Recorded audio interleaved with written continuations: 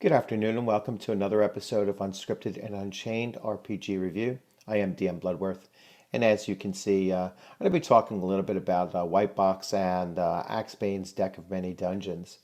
Now, to be perfectly honest with you, this is the second time I'm trying to do this video. I had done a video sometime last week in response to one of the subscribers to my channel, Chuck, had asked that I talk a little bit about the deck of many dungeons and actually show how it works. And also, he had a specific question about the fighter class in White Box. And so I had done about a 35-minute long video showing both in action. So using the deck and then running a group of white box characters through it, including a fighter, obviously, so that I could demonstrate how that fighter's level worked with the combat fury trait or skill that fighters have. For some reason, that just didn't, it just would not upload. I couldn't get YouTube to accept it on the MP4 format, which is an authorized format, so I don't know why. And I just did a test video yesterday, and it went through fine. So what I'm going to do with this is I'm going to abbreviate this presentation more so than I did the last time to try to keep the, video length shorter. But I'll still cover both aspects of it. So the easiest part first is the white box explanation. And so I'm just going to read it off. So a fighter's combat fury against foes of one hit dice or fewer. Fighters get one attack per level each combat round. So a first level fighter versus, let's say, goblins, which are, HD -1. That fighter would get one attack. If that fighter was second level, he would get two attacks per round. Third, fourth, fifth, and so on, more and more attacks based on their level versus any monster or NPC or whatever that is one hit dice or fewer. So you could very much end up with like like the Goblin Hunter cartoon where he just fights against goblins, and so high level character going in and just reaping havoc amongst the goblin populace there, and getting 10, 15 attacks per round is really going to decimate a layer of low hit dice creatures. So yeah, it is pretty straightforward rule. Oftentimes, we read it and we're thinking, well, is it really that simple? And sometimes rules are that simple. They are that straightforward. So now to the deck of many things. So deck of many dungeons, sorry. I will switch over to a view so you can see. So here's the deck. I mean, I basically laid it out. So it's a standard 52 card deck using the suits of a standard playing card deck, so poker deck or whatever you want to call it. And the Joker cards, one card is the instructions on how to use it. I'll drop this down a tiny bit so and just let it get caught in focus. Catch up. There it goes. So, and they tell you right here, I'm just going to go through the instructions very, very fast. So it says remove the Ace, King, and the Joker cards from the deck. For smaller dungeons, you can also remove the Jack and the Queen cards, and I'll explain what that actually does. So the Ace cards are the first cards that they tell you to remove, and the Ace cards are all the entry to the dungeon, and they have quest ideas. I'll drop this down even further now. So they have quest ideas, as you can see. So this particular, well, actually, let me come up. I'm picking up glare. First of all, this quest idea says you roll a d8 plus the PC's level. So let's say we're running first level characters through there. So it'll be, a D8 plus 1. And then I roll, and let's say I get an 8. So an 8 would become a 9.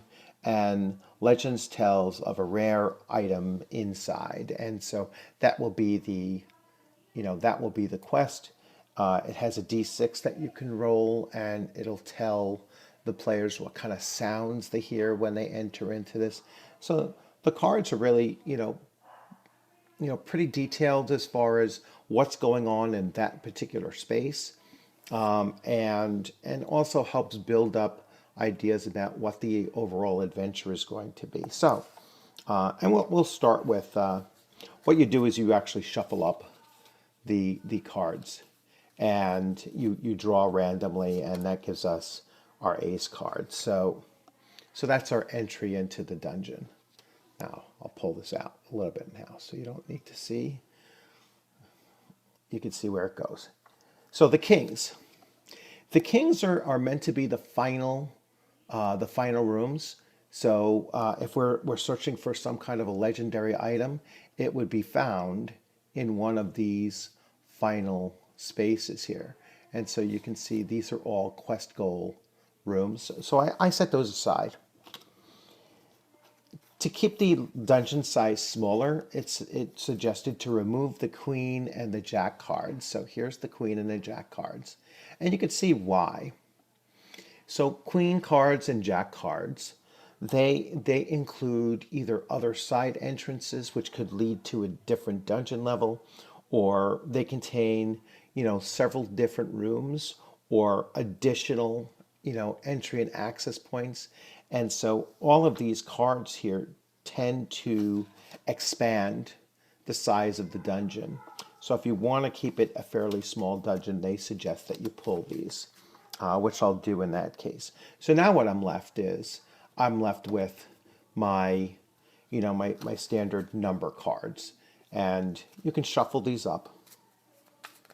And you can further limit your size by saying, well, you know what, I'm only going to pick 10 cards, or I'm only going to take 12 cards maximum, and then make the dungeon work out the way it's going to work out. So I'm going to randomly pull cards, and I pick the two of clubs.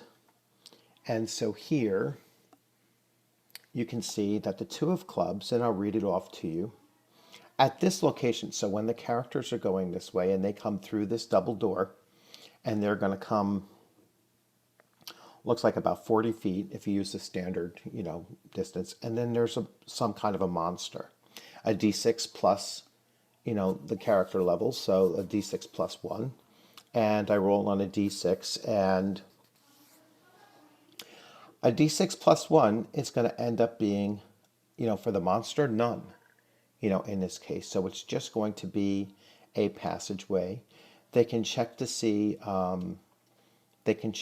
the secret doors and whether or not they detect them. But in this case, it's, because it's a low-level character group, it's going to be none. I pull a 3. Now this 3 card is kind of interesting here, because now it's going in several different directions. Now I would potentially shift this, because you don't want to come off your board. If I did this, I'd be coming back off the board. So you can orient this however is going to work, for your particular dungeon. And this is a trap card, so it has several different traps. You would roll a D4 plus 1. So it could be a simple pit trap right here, would be the highest possibility, or nothing at all, depending on your roll. And some more secret doors that they could potentially detect. Next card I pull, let's start making this bend here. So I pulled a 4 now, and I'll just shift this. And here we have some more traps. So there's, quite a few pit traps, or other types of traps here. Next card I pull, and this is an 8. Now I finally came to at least a partial closing. There's a side entrance that's coming in here. And so this side entrance can be, a number of things. It can go up to a different level, or it could be just another exit out of the overall complex. But this branch of the dungeon is going to come to a close. So the next card I choose, we'll just ignore that. The next card I choose is this here. So this 10 card is a magic pool card. All right. On a D12, no level modifier. So on a D12, it could have, you know, various effects that you rolled on here. The pool could be magic, it could be poisoned, it could restore health, it could drink once a day for 6d6 times 10 minutes, move twice as fast on land. All right, would be the final thing. And then also within this room, in these chests here, it's d8 times 10 gold pieces. So that's on this side. So now we're done with this side of the dungeon, and I can shift this over. We could start looking at what's going to go on going forward here. And going forward here, I have another, end point. And here is the monster, potential of a monster. So a d6 plus 1.